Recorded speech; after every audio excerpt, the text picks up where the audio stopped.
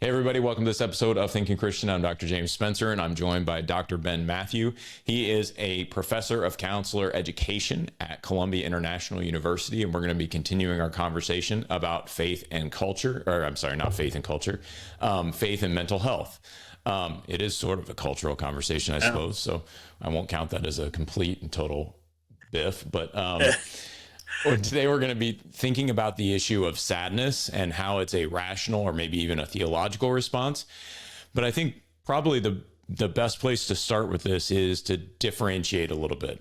Like, what's the difference between just feeling blue occasionally and actually being depressed? Like, are there signposts that people should be watching for where they would say, I'm not sad, I actually might need some help here? Yeah. Yeah. I think there are some helpful ways of looking for indicators, right? Yeah. Warning signs of sorts. My wife has a newer car. So she's got all these bells and whistles. But my car, I think it's 23, 24 years old right now. And it's still running, so I can't in good justification get rid of it, even though... and every once in a while, these little warning lights come on to let me know, really, this car is 2 decades old. For the most part, they're not really serious. But every once in a while, a more serious red light, engine, brake, like something red comes on. It would be foolish of me to, pull a hammer from my back seat, knock the, dash light out and say, oh, look, I fixed it. No, not really, because the indicator is actually not the problem. The indicator is an indicator of something underneath the hood that's really going on. Yeah. The sadness, depression, some of the things that we're talking about here are indicators. And it's important, especially in our Western context. Sometimes we just want to get rid of the indicators altogether. We think sadness means something, that sadness needs to be removed. Yeah. And I would argue that that's missing the opportunity. That's punching out the light without actually dealing with what's underlying it. Okay. Because sadness is an indicator that life is not going the way it should. Now, whether that's a right response or not, we can get into that.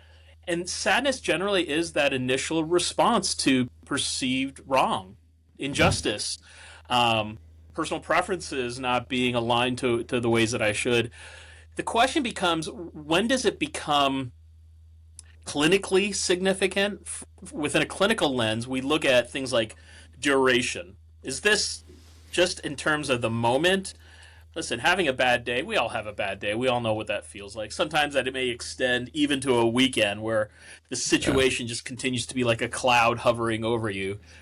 But more often than not, when that situation has kind of gone, is no longer a pressing reality, but the indicators of sadness continue to persist, generally over a couple of weeks, that for me is a red flag. That's another indicator. I'm like, okay, it's not just situational, it's tending to hover. And then I start asking questions of my clients like, what is this doing in terms of your relationships? What is this doing in terms of your work? What is this doing in terms of your sleep? What is this doing in terms of your appetite? I'm looking for consistency across life, that it's not just, I hate work, but everywhere else is great. Well, I can kind of tell you the problem's probably work at that point. And something there needs to change. Right. But if a client tells me, I'm really struggling at performing at work, my grades are really struggling if I'm a student, I'm lashing out at my loved ones, my sleep is really bad. Like, when I start seeing a prevalence of problems across life, that's another indicator that we're moving away from just situational sadness or relational sadness to something that's a little more clinically significant, that is not necessarily connected to a situation or relationship. It's at that point where I start asking the questions whether or not it's starting to affect thoughts and affections and behaviors towards things like suicide and suicidal ideation. Have you thought about hurting yourself in a way that would end that suffering? That's at that point we start recognizing there's a shift now. It's not just normal sadness.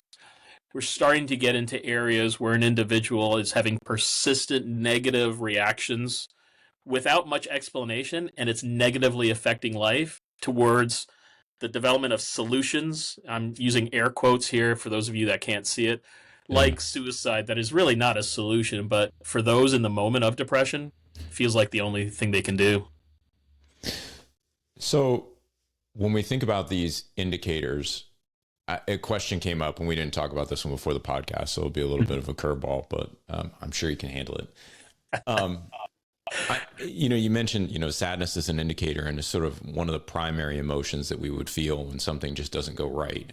Yeah. I'm wondering if you're seeing any shifts in that, given some of the trends we're looking at in the digital world. So the digital world tends to breed anger, frustration, like not exactly sadness, but almost like I don't want to say rage. Rage isn't exactly the right word, but it leans that direction. Yeah. So you may be sad about it, but you're also expressing maybe that sadness through anger.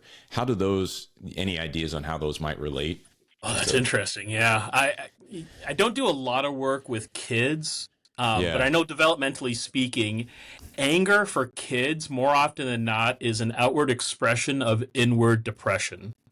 Yeah. And what I mean by that is because kids don't have necessarily the emotional language or maturity to know how to express themselves if I can say, in appropriate ways, what often comes out is anger, right? This sudden outburst or this throwing of something. And sometimes it could be anger. Yeah. But a lot of times for kids, they just don't have the bandwidth to be able to express the sorrow. I kind of use that as a bit of an analogy to what we see online. Yeah. That in a lot of ways, I think there's some real heartache, some real, if I can use the word, sorrow over life, situations, contexts of our society. But what often comes out into the social media is anger. It's like a little kid who just wants to rail and just vent because they now have a platform where they can vent. Yeah. And it's a lack of communal maturity, communal vocabulary, communal resistance to let our baser impulses go forward.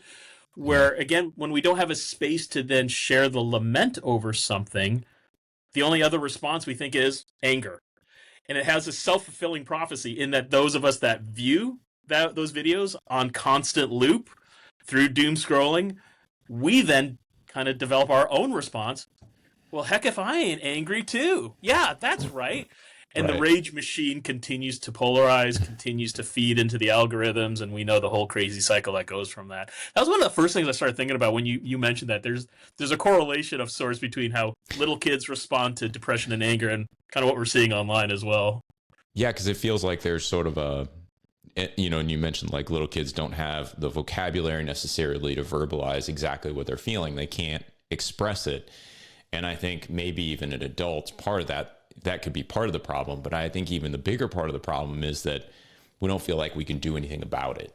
Yeah. Yeah. And so we're almost being conditioned is a strong word. And I don't mean that in sort of a conspiracy theory sort of way. Right. Yeah. But we are being maybe enculturated a bit into thinking that this sort of rage is an appropriate response to our frustrations. I remember I'm doing a different series with a buddy, and he was talking about, we're talking a little bit about biblical masculinity, and we got into aggression. And he said one of the things that I believe it was Winston Churchill said about Gandhi, right? When Gandhi was doing his nonviolent resistance of the Great Britain, he said, look at the effeminate leader that they have. He's not even going to fight back.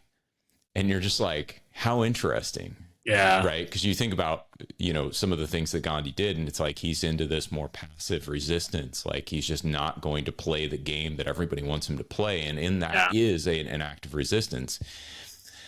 But as we just think about that comment, it's like that's what it feels like we're supposed to do now.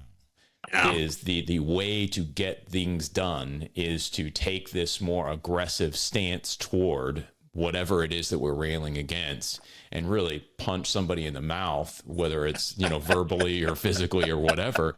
Like that's the response. It's not a well-reasoned, I'm going to step away from the fray and do my own thing. It's nope, this is an appropriate response right now. This guy's an idiot and everybody needs to know it kind of idea. Yeah. Oh, that's interesting. Because, I mean, unfortunately, it works, right? When I give those verbal jousts, Yeah, uh, I get the likes, I get the clicks, and it continues to monetize our attention in a way that, again, fulfills what it's designed to do. But right. to your point, yeah, it doesn't necessarily create a compassionate response towards those realities in ways that I Right. think are in line with Christian virtues. And it may be masking a sadness, is what I'm kind of, and I don't want to put words in your mouth, but what I'm kind of hearing you say is it very well may be masking a sadness underneath. Yeah. We may not actually be angry at this one particular thing, but this one particular thing is just sort of piling on to this deeper existential anxiety, Yeah. deeper sadness that we have about the way the world has turned out for us and maybe for others. And now, when that one other thing piles on, we don't respond with a lament. We don't respond with, those sort of tools, right? Yeah. Where we're actually expressing this deep sadness and disappointment at the way the world is. We just get angry. Yeah. And I remember one of my boys, he's probably all of 4 years old. I went to go pick him up from Sunday school downstairs, and he was having a grand time. Loves being with his friends, loves being at Sunday school. And I said, "Okay, buddy, it's time to go." And he looked at me and said, "No, I don't want to go." And I said, "No, it's Sunday school's done. We got to go." He grabbed his little jar, plastic jar of crayons, and threw it across the room. And the thing just went. And I remember everyone, myself, the Sunday school teacher, all the kids went, "What do we do with this?" It was just this outburst. And I remember obviously trying to be calm and picked him up and walked him out and had to deal with him accordingly. And later in conversation, he said, "Dad, I was just so sad. I love my friends. I didn't want to leave them." Yeah. To hear him respond that way, Yeah. and rightfully, I was discouraged by his initial response. Sure. And yet I wanted to, how can I even say this? Even applaud him for the sorrow of leaving behind his friends. Like, there's something good that I want to foster in that he loves his friends, that he wants to Right. be with his friends, and he feels heartache when he's not with his friends. Yeah. That's good. Like, there's something good there that I want to foster in him. Now, I want to help mitigate his response when he doesn't get those things. Right. Yeah. Obviously, we need to work on that a little bit more. But being all of 4 years old, I kind of get you don't have the wherewithal, the maturity, the insight, the vocabulary. How do we build that? My concern, paralleling to us today in our culture, is that we highly reward the vocabulary of anger in the midst of real sorrow. And sometimes you need to get angry. I realize. I think Jesus flipped a couple of tables from what I've read here and there. And so there may be times for that. Yet there was also a lot of weeping over the city of Jerusalem, too. Yeah. And one is not more biblical masculinity than the other. I think they're both, in that sense, truly biblical masculinity. Yeah. I mean, there's a sense in which I think we've de-normalized sorrow, de-normalized lament, and it's only appropriate in certain spaces, right?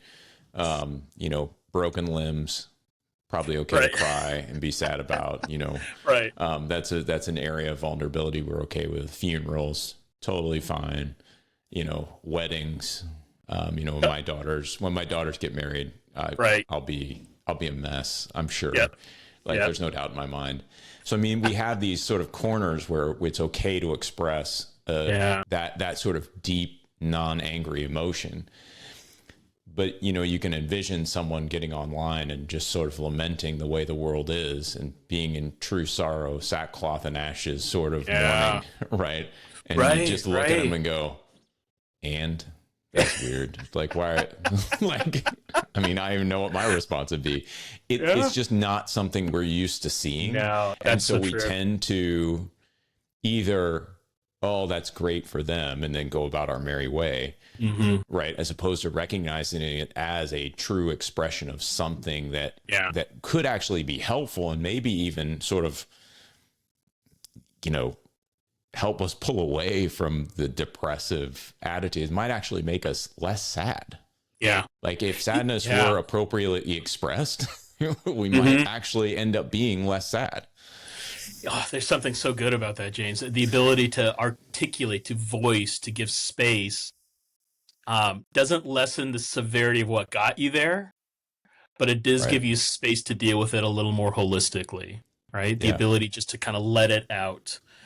There's times in counseling with clients where, especially with some of my male clients, when they do start showing emotion, maybe even tears, Yeah. um, and that's not the goal of counseling per se, but how many times I've heard clients say, "I'm so embarrassed. I'm so sorry. I don't mean to be emotional." I'm like, dude, if this isn't the place to do it, then like where? Right. And that response that they feel shame or they feel embarrassed.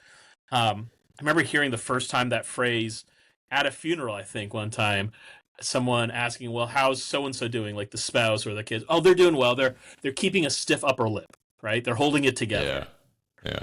And I remember thinking, I didn't even hear what that meant. That phrase meant, but the idea that you're not even letting your lips quiver for fear Right. of showing emotion at a time that I'm like, but wouldn't that be appropriate here? Wouldn't this be a normative context that even Right. here at the death of a loved one, they're doing fine? And even the moralizing of it, right? Yeah. That to not do fine means that you're kind of losing it, but to do fine means that you're keeping it all together. Yeah. And I've done this experiment, this thought experiment with some of my clients, especially those who are of faith, when we talk about Jesus in the garden. Like Yeah.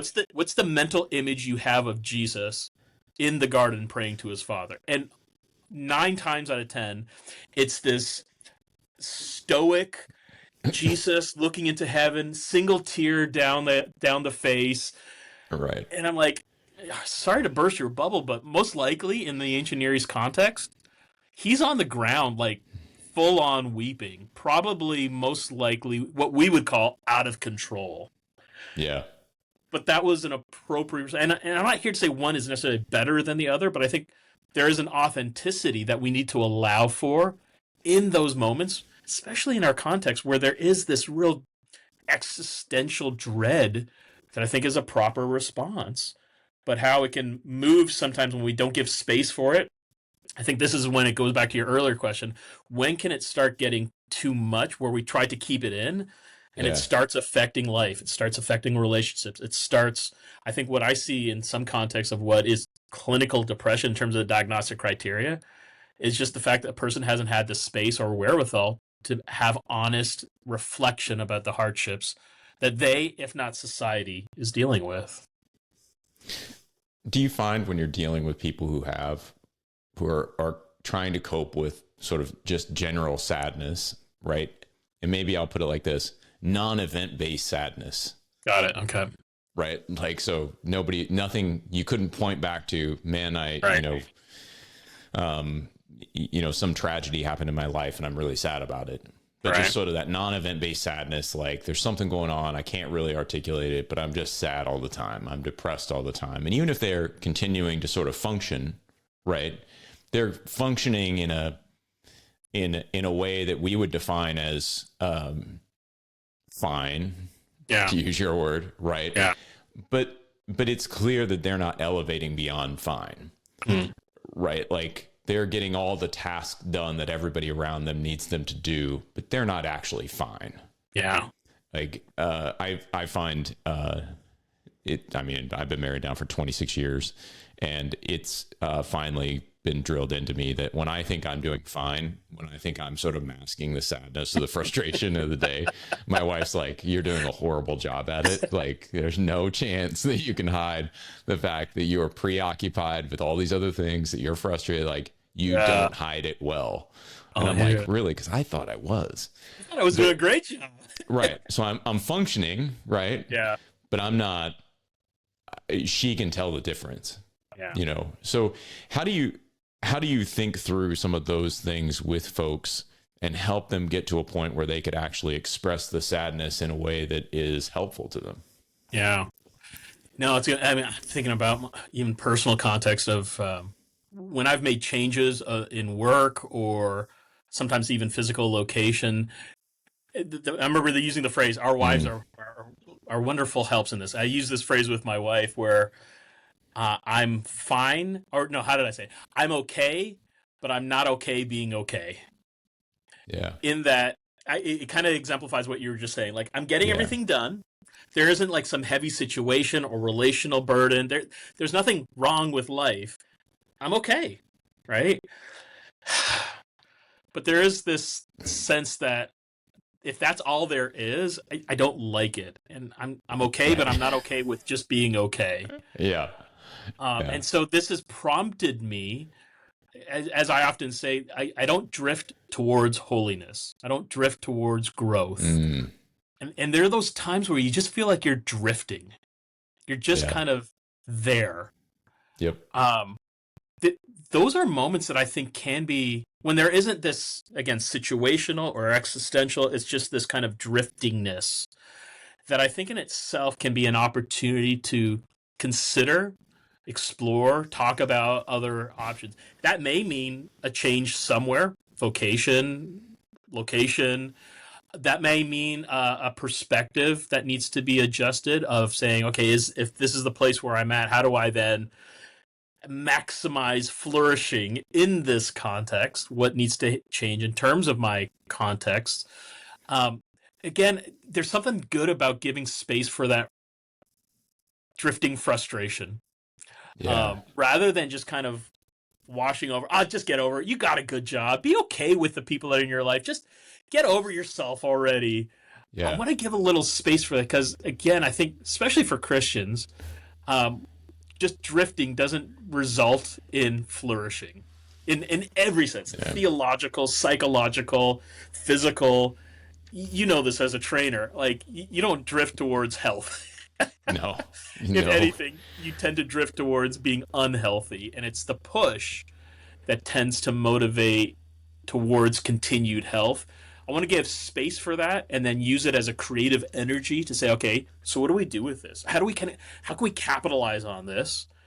Right. Give it real energy to acknowledge the frustration, but give it some growth towards, going back to what we said earlier about teleos, right? This idea of meaning Yeah. towards what you're made for. Might Yeah. need some adjustment, but it's for a greater purpose. Yeah. I mean, I find it interesting to think, making sure that we're not masking sort of this underlying existential anxiety, this sadness, this frustration. The passage that always comes to my mind is the Martyrs under the altar in Revelation. This is John's vision, and they're crying out to the Lord because he hasn't yet avenged them. Mm-hmm. And so the world hasn't yet been made right. And even though we're up in heaven, with God, and it's a vision, right? I don't know that it's the exact picture of what's going on, right? So, but it is John's vision, and so it has to make sense on some level. But this notion of there's an appropriate anxiety and expression of a desire for completion, a restoration that all of us should feel. And I think sometimes we're not so attuned to that. I know I'm not. I'm okay most of the time just grinding. Right. Yeah. And, the world isn't what it is. I know the world's not the way it should be. Thank you, Blintinka. But like, you got to keep grinding. Like, there's nothing else to do. You just grind. And it's like, well, but there is something else to do.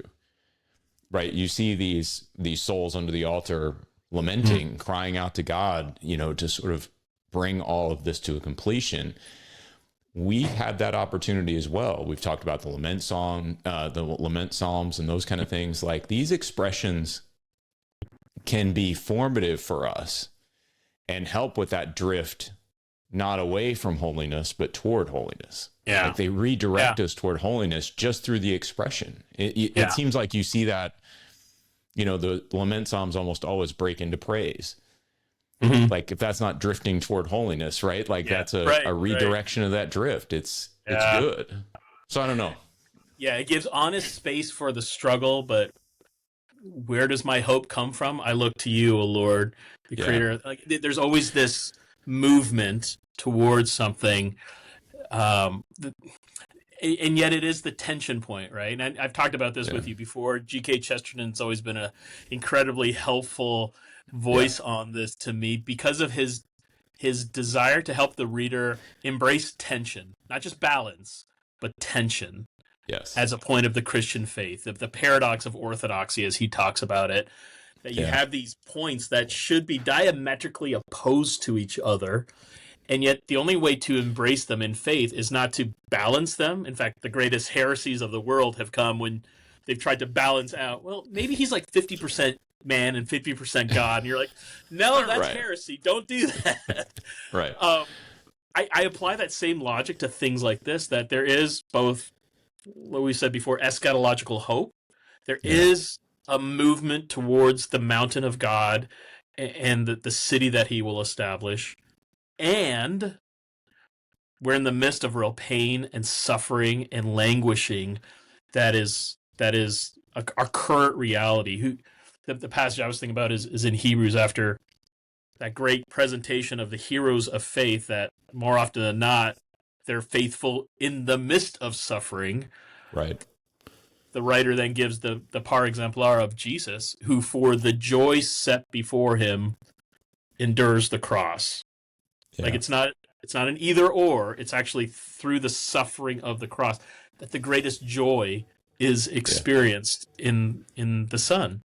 Yeah. There's something about that I it's hard. Again, we don't like the tension, because even the word itself means that we got to resolve it. What if instead the greater meaning, hope, joy is found in not the resolving of the tension, but by the embracing of the tension, as a means that actually helps us then say, this is not the way it's supposed to be, and there's one who's going to put it right. I can still cry for the injustice and cry to the one who can make justice. Right. When it's interesting, I mean, Chesterton, I've done most of my reading on him in terms of his notions of progress. And one of the things he talks about with progress is, you use that term, but you very seldom know where you're going. Is kind of the gist of it. Progress only matters if you have an end point where you understand where this progress is leading you. Otherwise, it's just movement. And I think that, sort of framing this in terms of that telos, what's going to happen, the joy that's set before us. Mm. Now what we can start to see is that the sadness and the suffering are actually progress. They're moving us toward that end goal of joy. And they're not hindrances to it. They're not a betrayal of it. They're part of this sort of move that we make toward it. And in part, I think it's because we need to feel it on some level so that once we get to the end, we understand what we have. I had a guy in Bible study one time ask me, how do you know once we reach the new creation? We were studying Revelation 21:22. He's like, once we reach the new creation, how do we know we won't sin anymore? Why wouldn't we make the same choice Adam and Eve made in the garden? And I just said, well, I think the difference is that they'd only known paradise. There's something unknown about what's on the other side of paradise. Could it have been better? We know the answer to that now. It wasn't. Right? Even when it was presented as being, even when it was presented as being better, like they didn't know what was out there. So, could God have been holding back on them in this paradise that they're in? Could it have even been, that much better for them? Yeah. Like they didn't know. They'd only experienced the paradise. And so we haven't. We've experienced the fallen world. We know what we're in. And so by the time we get to the new creation, we're just going to be elated to be there. Yeah, because we know there are no tears, there are no pain, there, that's good. all of that's wiped away. And so you kind of sit back and you're like, no, we wouldn't make that choice again because we understand what we're choosing. Yeah. We wouldn't come back to this. And we have a context for that understanding. That that's so. I just made this point last week when we were talking about the. I grew up in a evangelistic tool of bad news, good news. Okay. Bad news, you're a sinner. Good news, Jesus loves you, which is a great truth. I believe both those points. Yeah. But it wasn't until much later that I realized, well, the story doesn't start at Genesis 3. It doesn't start with bad news. It starts with good news. Yeah. And I always try to make the point, the word fall doesn't even make sense unless you understand where we have fallen from. Right. Right? What you're highlighting here that I think is wonderful is the other side of that. We can't we can only enjoy more the glory to come because we have experienced what the fall is. Yeah. It only makes it only gives us greater joy.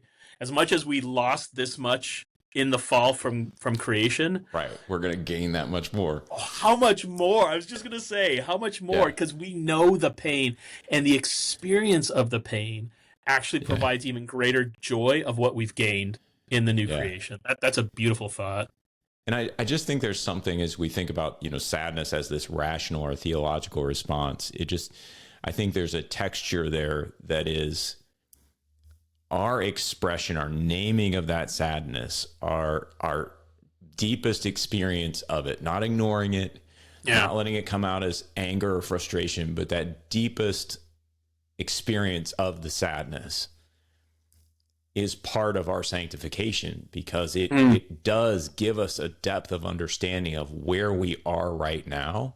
Yeah. So that when we are in that new creation, when we've reached the joy, we understand what we've lost. We've sloughed off the sadness. Like the tears wiped away aren't trivial to us, because I never cried anyway. I was always tough. So that doesn't mean anything to me. Right.